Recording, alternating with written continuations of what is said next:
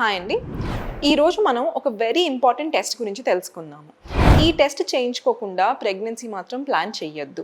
అదేంటంటే rubella test అన్నమాట. So నా దగ్గరికి ఒక పేషెంట్ వచ్చారు. రుబెల్లా ఐజీజీ పాజిటివ్ ఉంది. సో వాళ్ళు భయపడుతూ వచ్చారు. మేడం ఐజీజీ పాజిటివ్ ఉంది. సో నాకేమైనా రుబెల్లా ఇన్ఫెక్షన్ వచ్చేసిందా? దీనివల్ల పిల్లల్లో ఏమైనా అబ్నార్మాలిటీస్ ఉంటాయా? సో నేనేమైనా అబార్షన్ చేయించుకోవాలా అని. అవసరం లేదు. రుబెల్లా టెస్ట్లో 2 భాగాలు ఉంటాయన్నమాట. ఏంటంటే ఒకటి ఐజీజీ, ఒకటి ఐజీఎం. ఐజీఎం పాజిటివ్ ఉంటే then it means you have an active infection. అంటే ఇప్పుడు ప్రెజెంట్లీ ఇన్ఫెక్షన్ ఉంది, ఆ టైంలో మీరు ప్రెగ్నెంట్ అయితే అబార్షన్ చేయించుకోవాల్సి రావచ్చు, లేదా ఆ టైంకి ప్రెగ్నెన్సీ ప్లాన్ చేయకుండా ఉంటే బాగుంటుందన్నమాట. ఇంకొక పార్ట్ ఏంటంటే ఐజీజీ.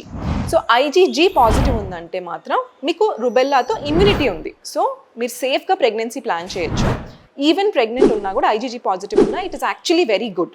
సో ప్రతి ఒక్కళ్ళు ప్రెగ్నెన్సీ ప్లాన్ చేసే ముందు రుబెల్లా టెస్ట్ చేయించుకోవాలి. ఐజీజీ పాజిటివ్ ఉంటే వెరీ గుడ్.